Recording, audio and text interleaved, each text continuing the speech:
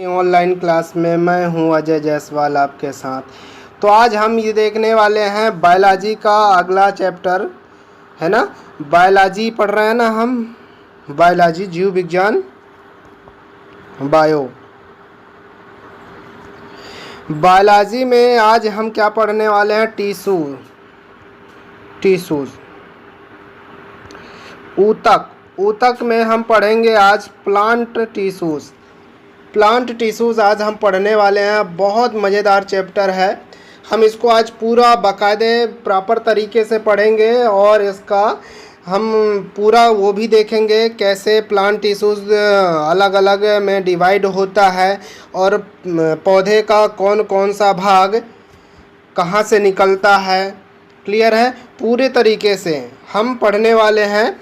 तो जो लोग बायोलॉजी का पुराना वीडियो पार्ट 14 क्लास बायोलॉजी का कंप्लीट हो चुका है, ये 15वां क्लास आज हम पढ़ने जा रहे हैं, है ना।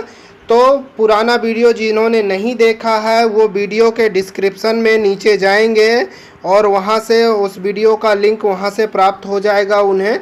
तो वो वीडियो पहले वो देख लें तो ये बेहतर तरीके से समझ में आने वाला है। क्लियर है। तो आज हम ऊतक पढ़ेंगे। ऊतक में पढ़ना है क्या, प्लांट टिश्यूज़। ऊतक में पढ़ना क्या है, ऊतक में प्लांट टिश्यूज़। क्लियर है। तो चले हम यहाँ पे प्लांट टिश्यूज़ के बारे में चर्चा करते हैं।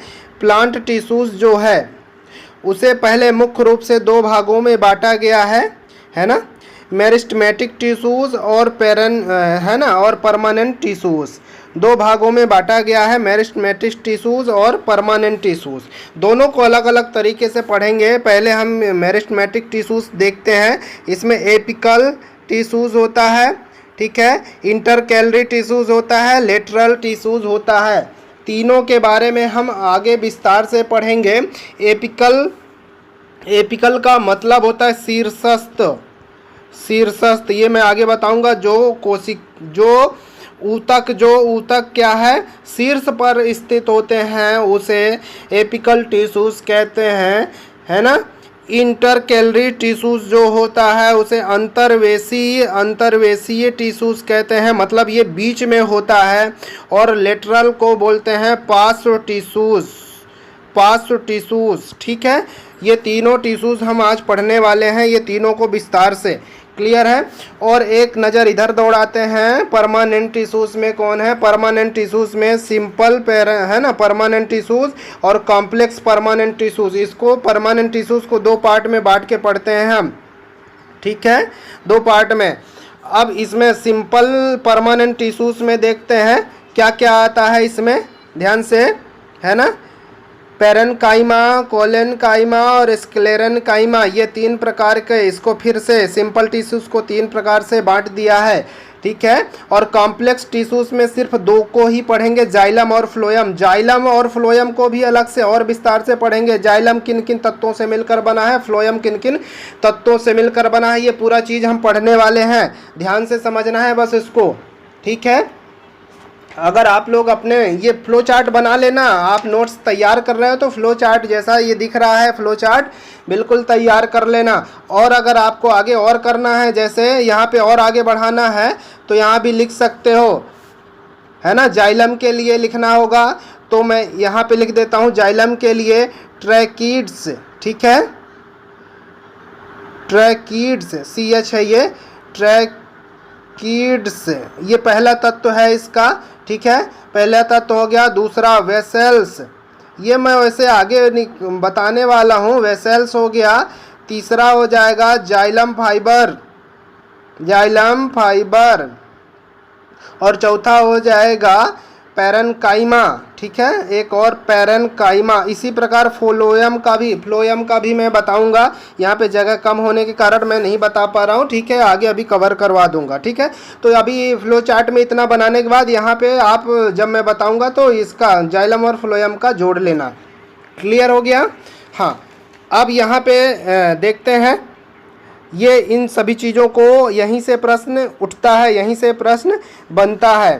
क्लियर है। तो पैरेन्काइमा को ये दो भाग और यहाँ पे पढ़ लेंगे, है ना।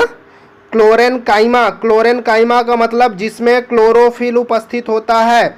ऐसे टिश्यूज जिसमें क्लोरोफिल उपस्थित होता है उसे क्लोरेनकाइमा कह दिया। एरेनकाइमा वो होता है ऐसे ऊतक जिनके ऊतकों में अंदर छिद्र रंध्र होता है, मतलब वो ऊतक तैरते हैं, पानी में तैरने के काम आते हैं, है ना। जैसे कोई पौधा पेड़ देखा होगा ना, पानी में तैरता रहता है तो उसके अंदर खोखला होता है। जैसे कमल का डंठल आप तोड़ के देखो तो अंदर खोखला मिलेगा आपको। कहने का मतलब वो एरेनकाइमा वाले ऊतक उसमें उपस्थित होते हैं। तो परीक्षा में प्रश्न आ जाए कि कमल के फूल में या कमल के तने में कौन सा ऊतक पाया जाता है,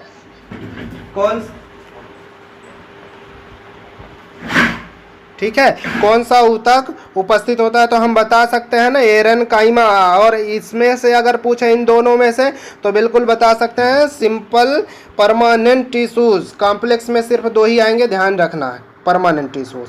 अब ये मेरिस्टेमेटिक, और इसको तो अभी बताए नहीं। मेरिस्टेमेटिक टिश्यूज का मतलब होता है जो जीवन पर्यंत तक अपना विभाजन करते रहते हैं, बढ़ते रहते हैं, वो हमेशा। परमानेंट टिश्यूज में ये होता है कि वो अस्थायी ऊतक होते हैं, अस्थायी रहते हैं, ये विभाजन नहीं करते। क्लियर है। अभी आगे आके देखेंगे अपन इसके बारे में। तो विस्तार से ये फ्लो चार्ट आप बना लेंगे, ठीक है। मैं अभी दिखाने वाला हूँ वीडियो के माध्यम से कि कैसे ये डिवाइड होते हैं, कैसे किस क्षेत्र को मेरिस्टेमेटिक टिश्यूज बोला जाता है, किसको परमानेंट टिश्यूज बोला जाता है, किसको जाइलम, किसको फ्लोएम, कौन से क्षेत्र के डंठल वगैरह पूरा काट के बताने वाला हूँ। तो वीडियो को क्या करना है, लास्ट तक देखना है। और अगर अच्छा लग जाए, पसंद आ जाए तो क्या कर देना है, सब्सक्राइब कर देना है, ठीक है, सब्सक्राइब कर देना है, सब्सक्राइब कर देना है। और आपको लगता है कि आपको दोस्तों की भी ज़रूरत है कि आपके दोस्त भी ऐसा इतनी अच्छे और बेहतर तरीके से पढ़े, तो अपने दोस्तों के बीच भी क्या करना है, वीडियो को शेयर कर देना है और बोलना है कि इस वीडियो को देख लो, तुम्हें पसंद आए तो लाइक सब्सक्राइब ज़रूर कर देना, ठीक है। ये काम कर देना है क्योंकि मैं बहुत मेहनत कर रहा हूँ, समझ लो इसके लिए, ठीक है। तो इतना तो कर ही सकते हो। चलो आगे बढ़ते हैं। अब आते हैं अपन प्लांट टिश्यूज़ को विस्तार से पढ़ते हैं, ठीक है। पहले पढ़ लेते हैं, फिर वीडियो के माध्यम से समझ लेंगे तो ज़्यादा मज़ा आएगा और ज़्यादा बेहतर तरीके से हम आपको समझा पाएंगे। क्लियर है। चले नोट्स की तरफ। पादपूतक है ना, पादपूतक पढ़ते हैं। अभी हम जंतु ऊतक भी आएंगे आगे, इसके जस्ट आगे वाला चैप्टर जंतु ऊतक में ही पढ़ेंगे, ध्यान रखना, ये मैं भूला नहीं हूँ, है ना।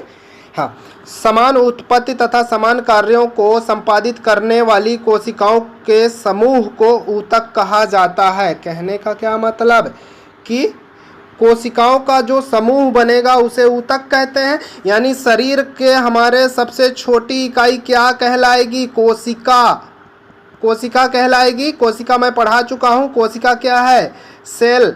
सेल का मैंने बकायदा स्ट्रक्चर पढ़ाया है, समसूत्री विभाजन, अर्धसूत्री विभाजन, कोशिका विभाजन, पूरे तरीके से।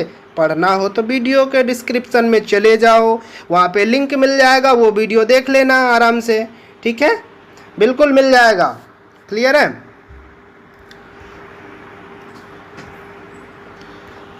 चलें आगे बढ़ते हैं। पादप ऊतक के प्रकार कितने, हाँ एक चीज़ तो छूट गया, ऊतकों का अध्ययन क्या कहलाता है, हिस्टोलॉजी कहलाता है। ये परीक्षा में पूछता है कि ध्यान से कि ऊतकों का अध्ययन, ना कि कोई भी ऊतक हो, चाहे पादप ऊतक हो चाहे जंतु ऊतक हो, कोई भी अध्ययन क्या हिस्टोलॉजी कहलाएगा, ध्यान रखना, ठीक है। ऊतकों का अध्ययन हिस्टोलॉजी कहलाता है, चाहे पादप ऊतक हो चाहे जंतु ऊतक हो, ऊतकों का अध्ययन हिस्टोलॉजी कहलाता है। पादप ऊतक के प्रकार कितने हैं, मैं अभी फ्लो चार्ट में बता दिया कि मेरिस्टेमेटिक टिश्यूज और है ना परमानेंट टिश्यूज। मेरिस्टेमेटिक टिश्यूज को क्या बोलते हैं, विभज्योतकीय ऊतक, जो विभाजित, जिनके अंदर विभाजन की प्रक्रिया पाई जाती है। कहने का मतलब जैसे पेड़ अपनी लंबाई क्यों बढ़ाते हैं, क्योंकि उसमें मेरिस्टेमेटिक टिश्यूज पाई जाती है शुरुआत में, ठीक है। एपिकल टिश्यूज मिलता है उसके पेड़ के ऊपरी भाग और जड़ के निचले वाले स्तर में, दोनों स्तर बढ़ते हैं, ऊपर पेड़ बढ़ता है नीचे जड़ भी बढ़ता है, तो दोनों स्थान पे कौन से एपिकल टिश्यूज मिलते हैं, इसी का प्रकार है, ठीक है। तो ध्यान से कि मेरिस्टेमेटिक टिश्यूज जो विभज्योतिकी ऊतक कहलाते हैं वो हमेशा अपना विभाजन करते रहते हैं, बढ़ते रहते हैं, वृद्धि होती रहती है। परमानेंट टिश्यूज अस्थायी ऊतक होते हैं, इनमें विभाजन की प्रक्रिया नहीं होती है। अब आते हैं यहाँ पे मेरिस्टेमेटिक टिश्यूज इस प्रकार के ऊतकों के कोशिकाओं में जीवन पर्यंत तक सूत्री विभाजन करने की क्षमता होती है। सूत्री विभाजन मतलब अपने ही समान, है ना। इसे जीवित कोशिका की बनी होती है, यह जीवित कोशिका की बनी होती है। यह 3 प्रकार का होता है। मैं फ्लो चार्ट में बता चुका हूँ आपको कि यह कितने प्रकार का होता है। 3 प्रकार का, एपिकल मेरिस्टेम है ना, एपिकल मेरिस्टेम, लेटरल मेरिस्टेम और इंटरकैलरी मेरिस्टेम। एपिकल मेरिस्टेम जो होता है, जैसे ये पौधा है, ठीक है, ये पौधा है, तो यहाँ पे एकदम शुरुआत पे शीर्ष स्थान पे मिलता है और जड़ के भी शीर्ष स्थानों पे पाया जाता है एपिकल मेरिस्टेम, है ना। एपिकल मेरिस्टेम शीर्ष स्थान पे, ठीक है। दूसरा है लेटरल मेरिस्टेम यानी पार्श्व, ये बीच में मिलता है यहाँ पे, है ना। इंटरकैलरी मेरिस्टेम अंतर्वेशी, जो अंतर्वेशी होते हैं, है ना, अंतर्वेशी ऊतक होते हैं, वहाँ पे ये उपस्थित होते हैं। क्लियर है, तीनों चीज़ें समझ में आ गई। एपिकल मेरिस्टेम को पढ़ते हैं, यह ऊतक जड़ एवं तने के शीर्ष भाग में उपस्थित होते हैं, बता चुका हूँ। यह पौधे की लंबाई में सहायक होते हैं। मैं बताया ना कि पौधे की लंबाई में, चाहे पौधा ऊपर की तरफ वृद्धि करे चाहे जड़ की तरफ वृद्धि करे, दोनों तरफ लंबाई में सहायक होते हैं। क्लियर है, चलो आगे बढ़ते हैं। लेटरल मेरिस्टेम मतलब पार्श्व, यह जड़ तथा तने के पार्श्व भाग में होता है। यह ऊतक संवहन ऊतक का निर्माण करता है। संवहन ऊतक क्या कहलाता है? संवहन ऊतक जाइलम और फ्लोएम है, जाइलम और फ्लोएम है। ये दोनों मिलके संवहन ऊतक यानी वैस्कुलर बंडल का निर्माण करते हैं। इंग्लिश में वैस्कुलर बंडल बोला जाता है, ठीक है। संवहन ऊतक का निर्माण करते हैं। संवहन ऊतक में स्थित कैम्बियम एवं वृक्ष के छाल के नीचे कैम्बियम का निर्माण करते हैं। ये ऊतक कैम्बियम का भी निर्माण करते हैं। कहने का मतलब जिस पौधे में जाइलम फ्लोएम उपस्थित नहीं होता उसमें कैम्बियम का भी निर्माण करते हैं। क्लियर हो गया, चले आगे बढ़ते हैं। इंटरकैलरी मेरिस्टेम है ना। इंटरकैलरी मेरिस्टेम मतलब अंतर्वेशीय, हिंदी है इसका अंतर्वेशी। इंग्लिश ही पढ़ो, है ना, इंग्लिश में ज़्यादा सरल होता है साइंस को पढ़ने में, ठीक है। आगे बढ़ते हैं। यह ऊतक पत्तियों तथा टहनियों के पर्व के दोनों ओर पाई जाती है, ठीक है।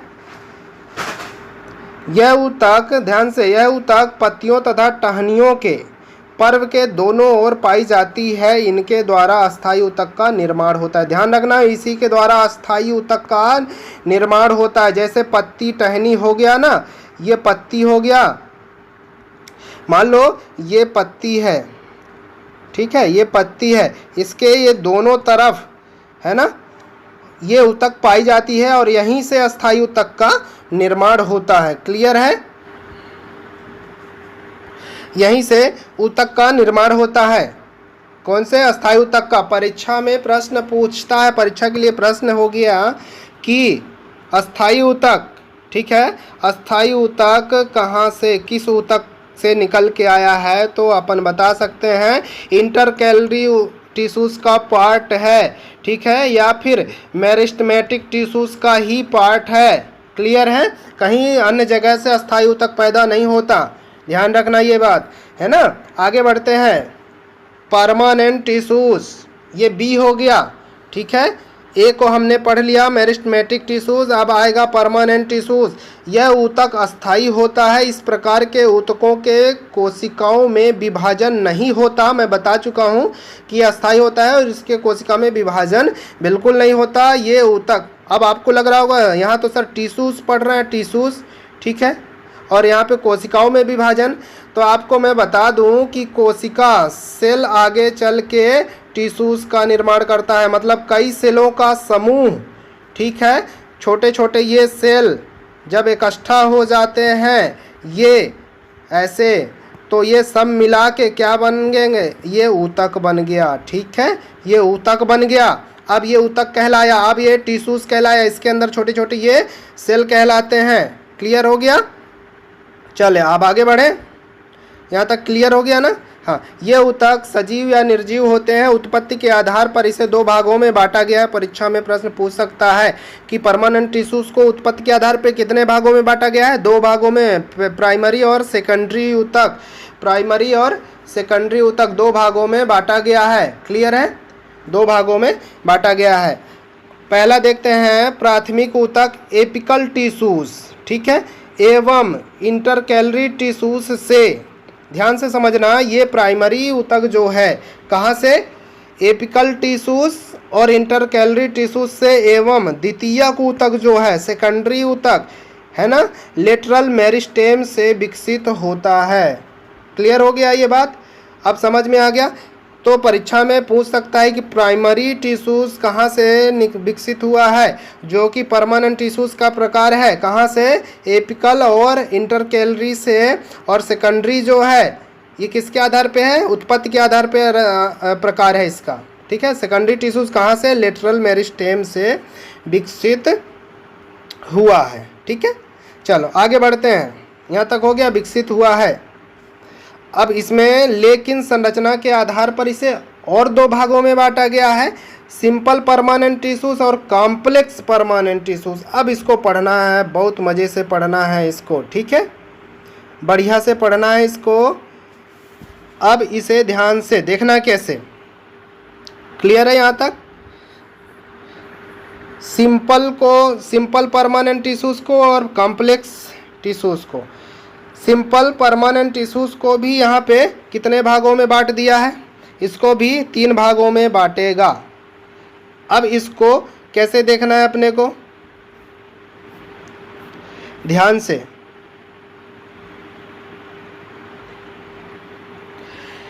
यह ऊतक अस्थायी होता है, यह समरूप कोशिकाओं से मिलकर बना होता है। इसे 3 भागों में बांटा गया है। 3 भागों में बांटा गया है, पैरेन्काइमा, कोलेनकाइमा CO है, कोलेनकाइमा और स्क्लेरेनकाइमा। ये इन भागों में मिलकर ये 3 भागों में बांटा है। हिंदी नाम अगर लिखना चाहो तो, लेकिन हिंदी टफ पड़ता है थोड़ा सा, हिंदी और टफ पड़ता है। मृदु, स्थूल और दृढ़, है ना। मेरे हिसाब से इंग्लिश पढ़ा करो। पैरेन्काइमा, कोलेनकाइमा और स्क्लेरेनकाइमा। क्लियर है? ये तीनों चीज़ें हमें पता है। अब पैरेन्काइमा को यहाँ पे हम पढ़ते हैं, पैरेन्काइमा को अच्छे से ध्यान से। अभी मैं वीडियो दिखाने वाला हूँ, बस इसको लास्ट तक देखना है अपने को। क्या? वीडियो को लास्ट तक देखना है, बहुत मज़ेदार चीज़ बताने वाला हूँ, ठीक है, बहुत मज़ेदार चीज़ बताने वाला हूँ। बस वीडियो को अपने को लास्ट तक देखना है, कहीं जाना नहीं है, है ना।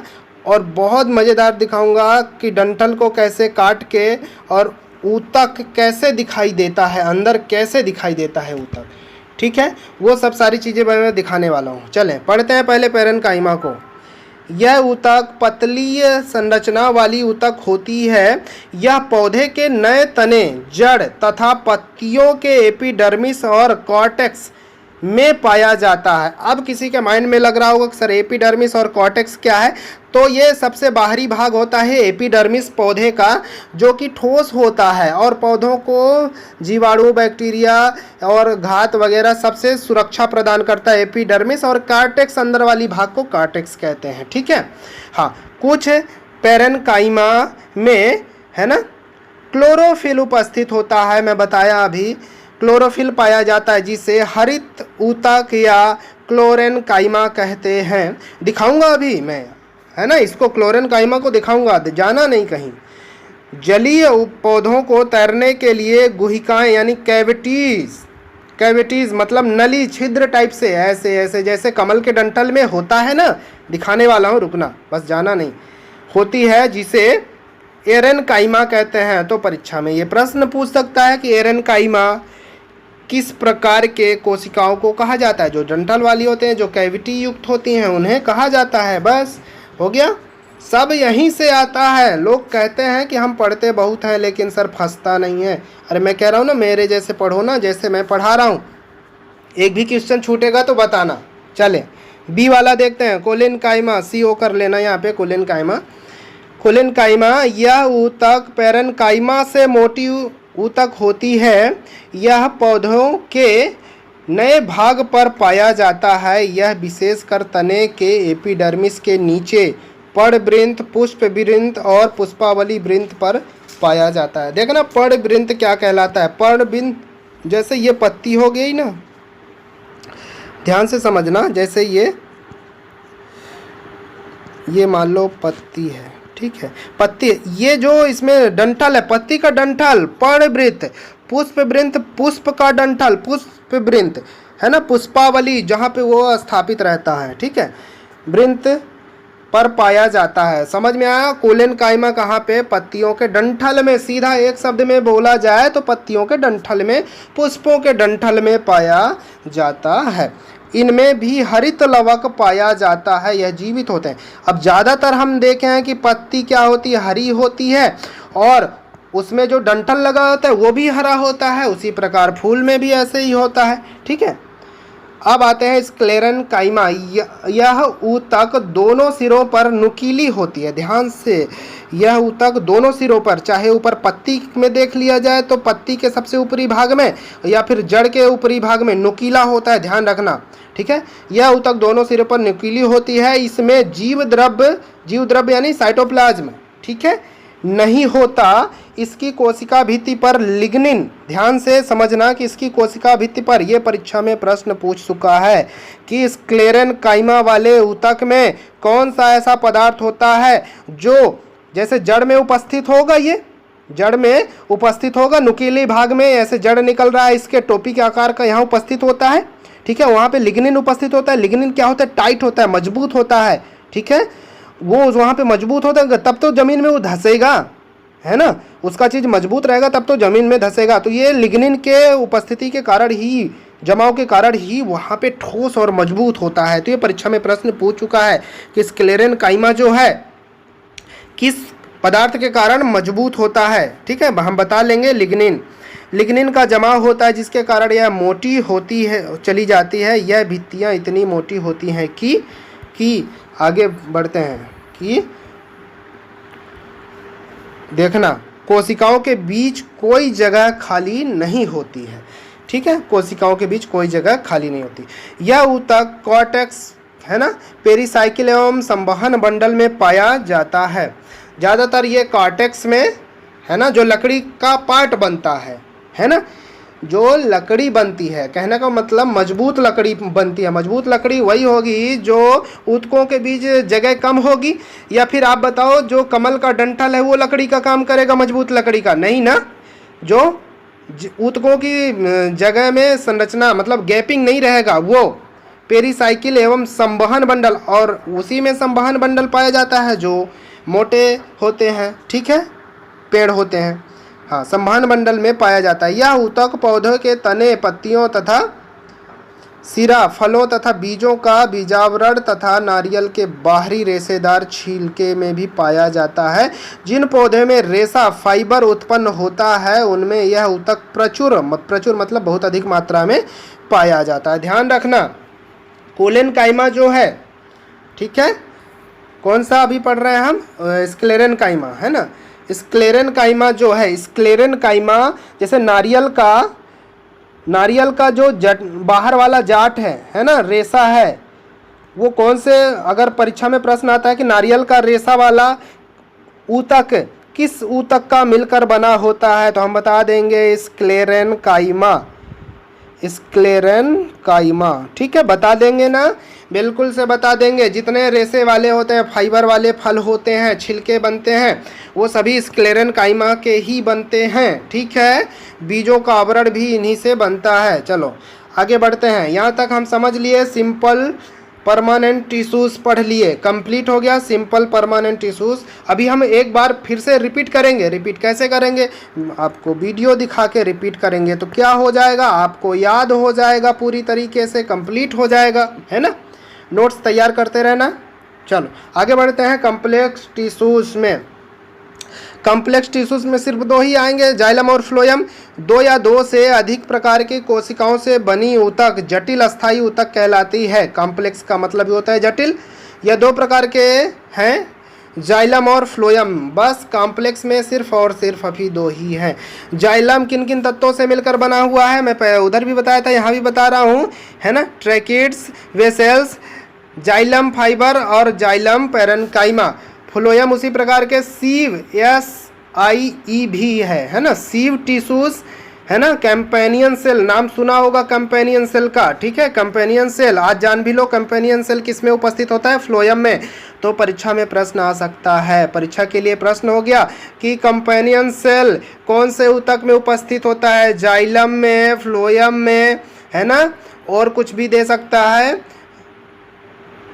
दो ऑप्शन और कुछ भी हो सकता है। क्लियर है, तो हम बता देंगे फ्लोएम में उपस्थित होता है कैंपेनियन सेल।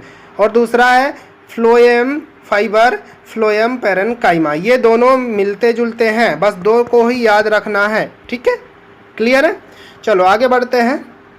अब जाइलम को समझ लेते हैं, जाइलम का कार्य क्या होता है। जाइलम का हिंदी वैसे दारू है, लेकिन छोड़ो ना, हिंदी से क्या मतलब, दारू थोड़ी ना पीना है अपने को।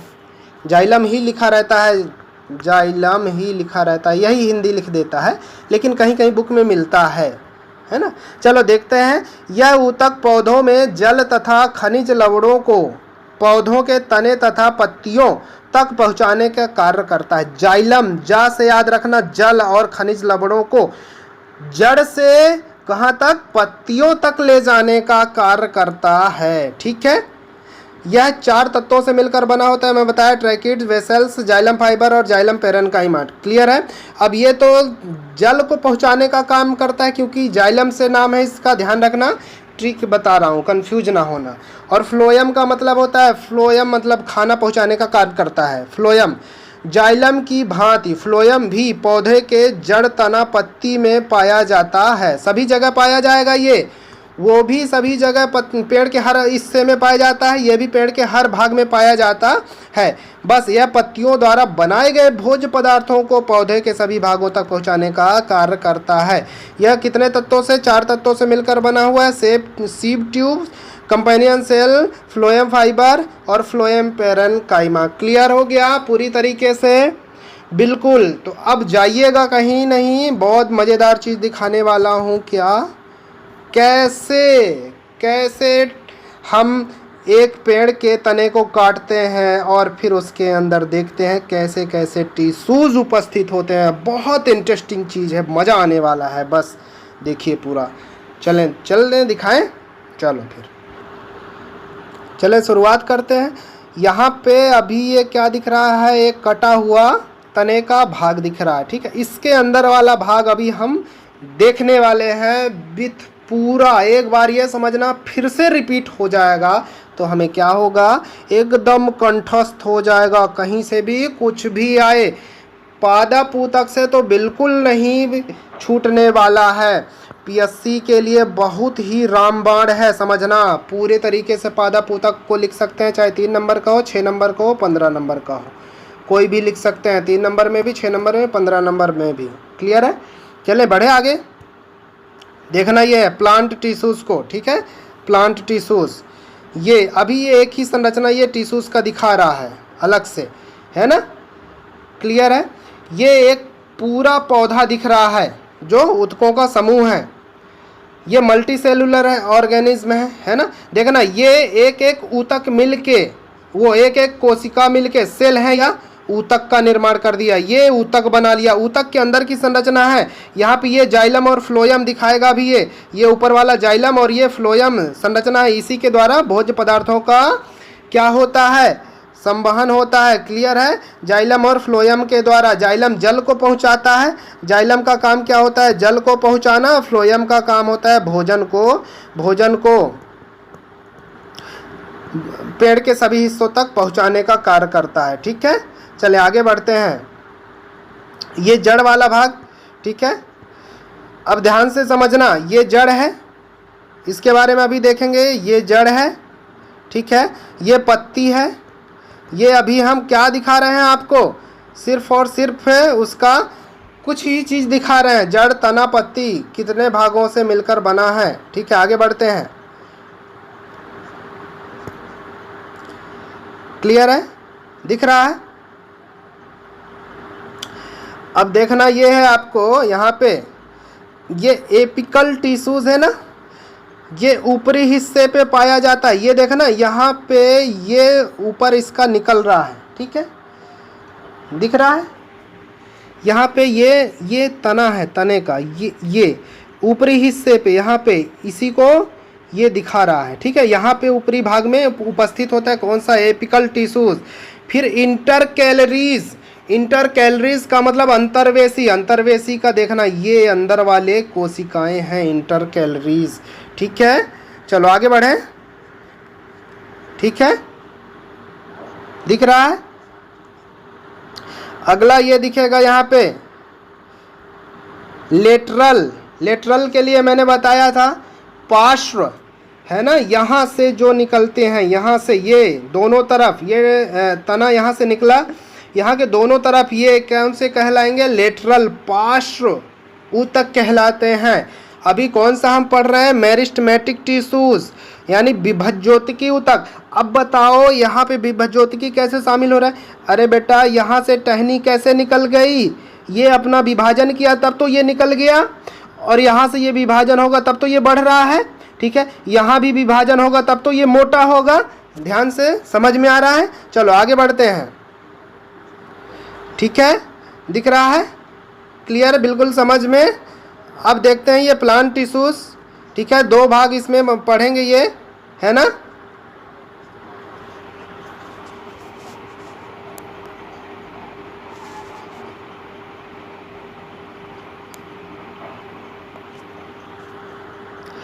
क्लियर, स्पष्ट दिख रहा है।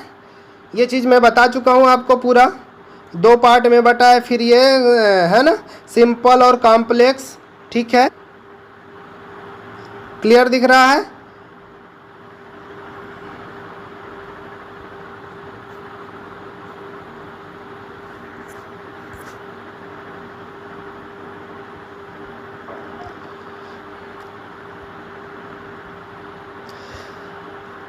अब इसको थोड़ा विस्तार से देख रहे हैं, ठीक है।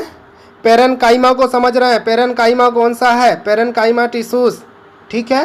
पेरेन्काइमा मतलब एपिकल टिश्यूज का अभी हम पढ़ रहे हैं, ठीक है। पेरेन्काइमा को समझ रहे हैं। पेरेन्काइमा के अंदर हमने क्या बताया था, क्लोरोफिल उपस्थित होता है। ये क्लोरोफिल इसलिए इसे क्लोरेन्काइमा भी कहा जाता है, ठीक है। क्लियर हो गया, इसमें कोई दिक्कत है क्या, नहीं ना, बिल्कुल, हाँ। सिंपल परमानेंट टिश्यूज में पेरेन्काइमा देख रहे हैं, है ना। चलो ठीक है, कोई दिक्कत है यहाँ तक, पेरेन्काइमा समझ में आ गया होगा। आगे बढ़ते हैं। ये इसको काट के दिखा रहा है एरेन्काइमा। जैसा कि मैं आपको बता रहा था कि कमल का जो डंठल निकालेंगे तो ऐसे देखेंगे तो ऐसे दिखेगा, इसीलिए इसे एरेन्काइमा भी कहते हैं, क्योंकि ये डंठल जो है छिद्र छिद्र नुमा होता है, ठीक है। और ये क्लोरेन्काइमा इसीलिए कहा जाता है क्योंकि इसमें क्लोरोफिल उपस्थित होता है। तो दो चीज़ें ध्यान रखना पेरेन्काइमा के अंदर, है ना, क्लोरेन्काइमा और एरेन्काइमा, दो प्रकार की कोशिकाएं होती हैं इसमें, ठीक है, वो ऊतक। क्लियर है। चलो आगे बढ़ें, ध्यान से समझते जाना है, बस हो गया, ठीक है। ये जड़ हो गया, तीनों चीज़ें दिख रही है यहाँ पे, सभी सारी चीज़ें इसकी दिख रही है, जड़, स्टीम मतलब तना, पत्ती और फूल। क्लियर है ना। एक्वेटिक प्लांट में ऐसे दिखेंगे जो तैरते रहते हैं, कमल का दिख रहा था अभी, है ना। क्लियर हो गया। अब इसको थोड़ा समझना है अपने को, क्या है, कोलेन्काइमा को, कोलेन्काइमा को समझना है। कोलेन्काइमा कौन से ऊतक होते हैं, यह पौधों के नए भाग में उपस्थित होते हैं, कोलेन्काइमा, ठीक है। ये पौधों के कोलेन्काइमा क्या कैसे होते हैं, पेरेन्काइमा से थोड़ी से मोटे होते हैं। ये कोलेन्काइमा पेरेन्काइमा से मोटे होते हैं। क्लियर है। ये पौधे के नए भाग में होते हैं और पर्णवृंत जो पत्ती का डंठल होता है वहाँ पे उपस्थित होंगे, ठीक है। पुष्प का डंठल होगा वहाँ पे उपस्थित होंगे। यह जीवित होती है, इसमें भी हरित लवक उपस्थित होते हैं। आगे बढ़ें, चलो देखते हैं ये कैसे दिखता है। ये इसकी संरचना हो गई, ठीक है, क्लियर है। चलें, दिख रहा है, ये इसको मजबूती प्रदान कराते हैं। ठीक है, इसको देख लो कितने ज़ोर से हवा आ रहा है, इसमें कोई फ़र्क नहीं पड़ रहा है, मजबूती प्रदान कराते हैं ये। क्लियर है, तो इसमें कोई दिक्कत नहीं है। जैसा मैं बताया आपको कि ये पत्ती के डंठल पे उपस्थित होते हैं। ठीक है, स्टीम में भी होते हैं, जो लचीला स्टीम होता है वहाँ भी होते हैं। ठीक है, चलो आगे बढ़ते हैं।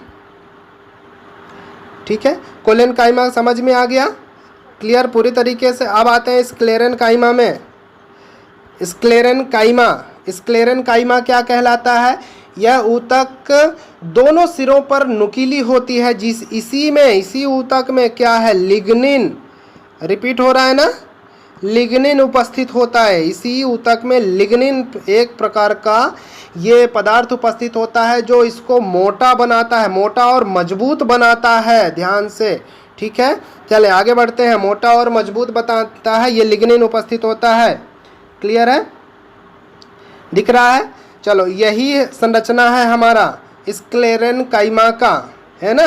अब स्क्लेरन काइमा देखना क्या काम करता है। स्क्लेरन काइमा ध्यान से समझना। स्क्लेरन काइमा जो होते हैं रेशेदार, जो नारियल का पेड़ होता है उसका जूट बनाने का, ये देखो जूट दिख रहा है। ठीक है, फल का जो बाहरी आवरण होता है उसके लिए भी निर्माण करता है। ठीक है, जैसे ये फाइबर हो गया, ठीक है, फाइबर्स हो गया, जूट हो गया। ठीक है, ये कोकोनट नारियल का ये बाहरी वाला छिलका छील के दिखा रहा है आपको, है ना, ये बाहरी आवरण दिखाता है इसमें। क्लियर है, बाहरी आवरण का निर्माण करता है कौन सा? स्क्लेरन काइमा। ध्यान से अब बन जाएगा। चलो आगे बढ़ते हैं। अब आपको लग रहा होगा कि ये कौन से ऊतक पढ़ रहे हैं हम। ठीक है, कौन से? Simple permanent tissues. Simple permanent tissues का मतलब अस्थाई ऊतक, सरल अस्थाई ऊतक, इसका नाम अस्थाई ऊतक। अब कोई आपसे बोले कि ये जटा जो है नारियल का है, ठीक है, ये का विभाजन कर सकता है? नहीं करेगा। करेगा क्या? नहीं करता। जूट करेगा क्या? ये फल करेगा क्या? ये करेगा। फाइबर करेगा क्या? नहीं करेगा। इसलिए उसे अस्थाई ऊतक बोला जाता है। आगे बढ़ते हैं। ठीक है, इतना बात क्लियर हो गया, पूरा तरीके से समझ में आ गया, है ना। स्टीम ये चीज़ें बनाता है ना। अब एक बार सबको ध्यान से यहाँ पे पूरे को कवर करते हैं। ठीक है, सभी तीनों चीज़ों को ध्यान से। क्या देखते हैं यहाँ पे? ये कौन सा है? पेरेन्काइमा, ठीक है, कोलेन काइमा और स्क्लेरन काइमा, तीनों में इसमें ये कौन सा? क्लोरोकाइमा, है ना, क्लोरेन काइमा।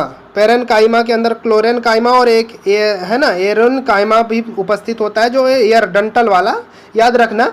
ठीक है, कोलेन काइमा क्या करता है? ये पत्ती डंठल और ये मजबूती प्रदान करता है। पत्ती डंठल के नीचे जो पाया जाता है पर्णवृंत, पुष्प वृंत, वहाँ पे उपस्थित होता है। ठीक है, कोलेन काइमा। और स्क्लेरन काइमा, ये यहाँ पे लिग्निन उपस्थित होता है जो मोटा बनाता है और मजबूत बनाता है इसको।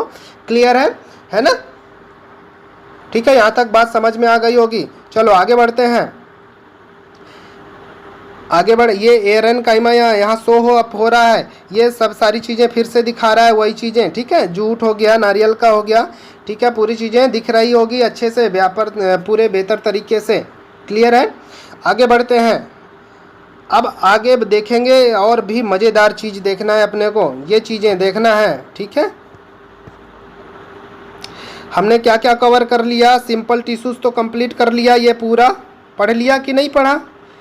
अब ये बच रहा है, इसमें जाइलम और फ्लोएम होगा, इधर का भी हमने पूरा पढ़ लिया। ठीक है, ये बच रहा है, ये तो कंप्लीट हो गया, इसको देखते हैं। चलो आगे बढ़ते हैं, है ना।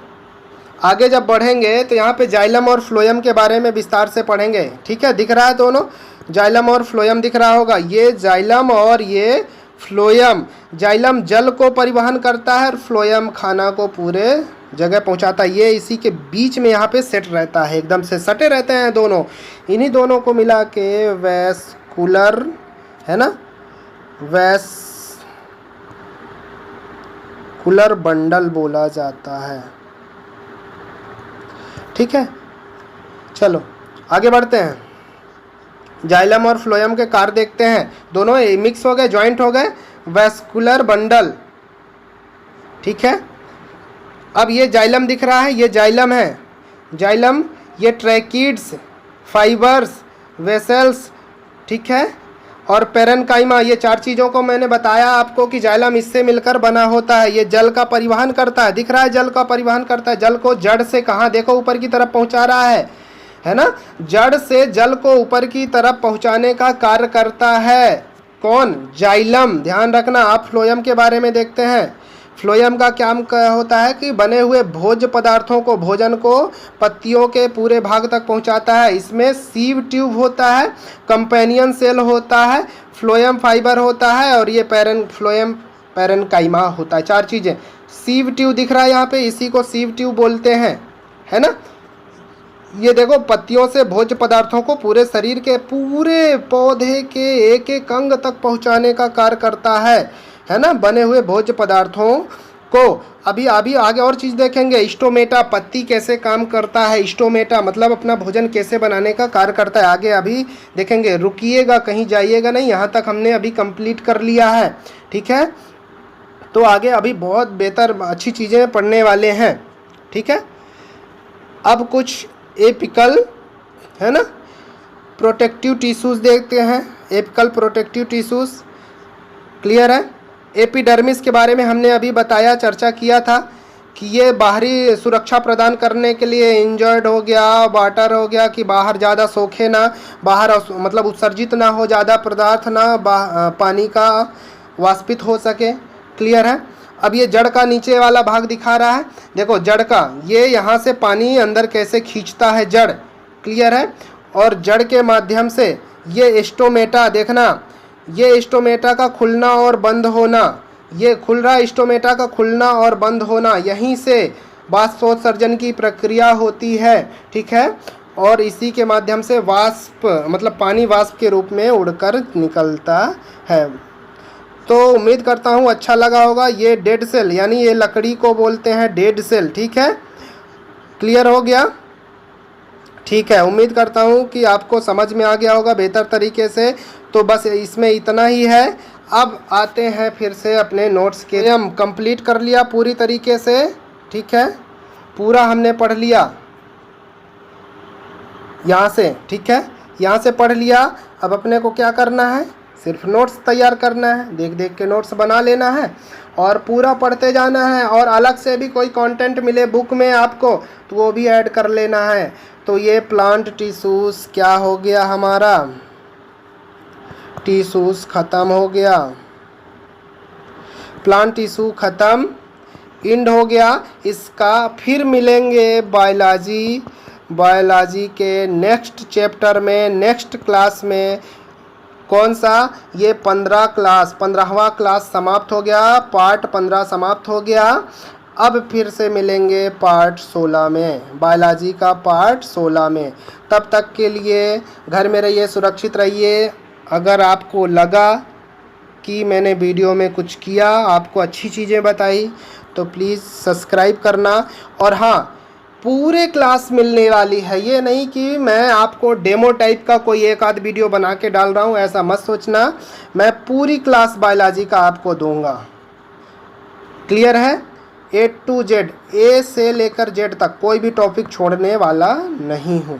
तो वीडियो अपने दोस्तों को भी शेयर करो कि एकदम अप टू डेट क्लास मिल रहा है। 1 से स्टार्ट हो गया है, एक क्लास 1 से स्टार्ट है और 15 तक पहुँच गए हैं हम आज जाके, है ना। अभी और चलने वाला है, तो छूटने ना वो लोग, इसलिए अपने दोस्तों को भी बोलें आप लोग। तब तक